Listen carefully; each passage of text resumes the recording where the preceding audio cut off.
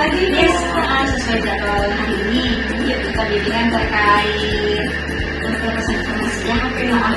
Nih, jika pelepasan informasi itu jika terdapat pasien yang meminta rekam medis pasien ya, yang kita lakukan adalah pertama tanyakan hubungan orang tersebut nih yang mau meminta apakah dia pasiennya atau bukan. Kalau misalnya dia memang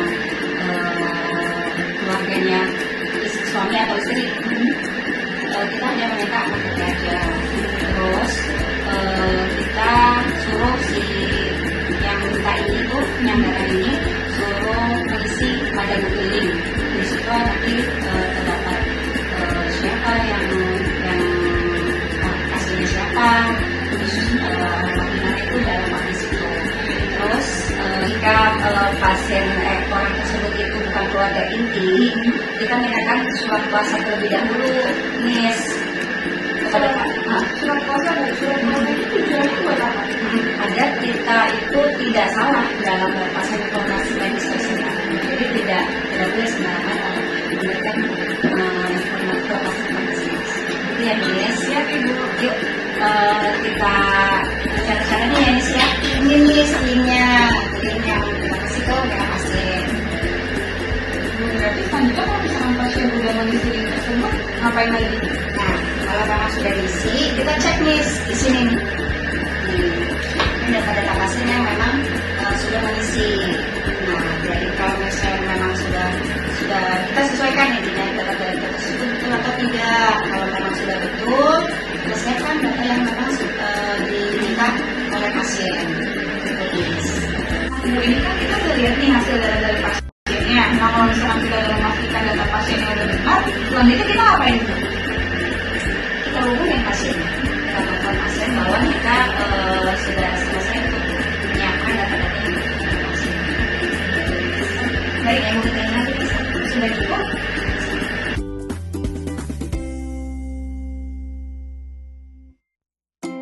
Ini Pagi, Bu. yang Miss jadwal bimbingan hari ini kita berikan terkait data dasar pasien ya. Untuk kenapa data dasar pasien? Karena kita sudah menggunakan WMR, maka data yang memang harus kita input itu mesti benar. Seperti penanganan pasien, kalau misalnya jadinya tuh pasien yang kita input itu harus benar bahwa itu tuh pasien tersebut gitu. Yang sampai itu yang negatif itu keluarganya. Itu ya, Miss. Ibu, baik. Terkait data dasar pasien, kalau misalkan pasien yang masih di bawah umur, Ibu masih di bawah 22 tahun, jadi kita mintain apa nih, Bu? Minta niknya aja nih, Miss. Ini jadi kita mintain kartu keluarga pasien. Boleh kalau misalnya memang pasiennya bawa ya. Iya, udah susah aja niknya, Miss ya. Langsung aja ya, Miss ya. Baik, Ibu. Dicontohkan ya.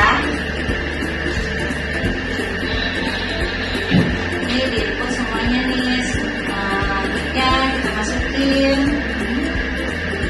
Terus namanya udah itu ya, Miss ya, udah langsung keluar ya, Miss ya. Sesuaikan sama enggak sama di sini. Udah lengkapin semuanya datanya, udah lengkap semuanya, baru bisa isinya nih, Miss. Oke, ada yang mau bisa tanya lagi? Udah cukup. Cukup ya, Miss. Pokoknya sesuaikan inputan itu sesuai nggak sama yang ada di KTP pasien ini. Itu ya, Miss ya. Baik, Ibu. Oke, ya sekarang bisa langsung praktek aja ya. Diinput ya datanya ya. Pertama kita masukin linknya ya. Ya.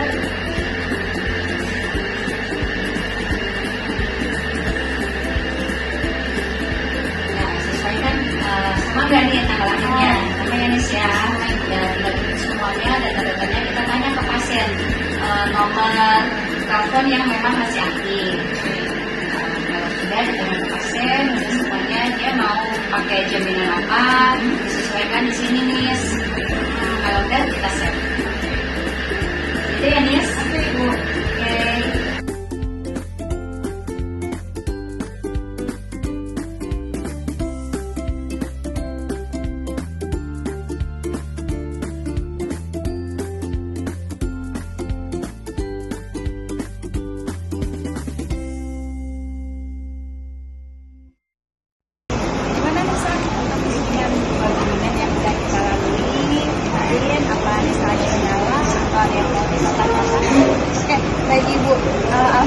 sih kalau misalkan terkait bimbingan yang kedua kemarin yang sudah disampaikan kepada saya sudah mulai paham nih terkait dengan prosedurnya, terkait dengan pelepasan informasi pasien dan juga dengan data dasar pasien.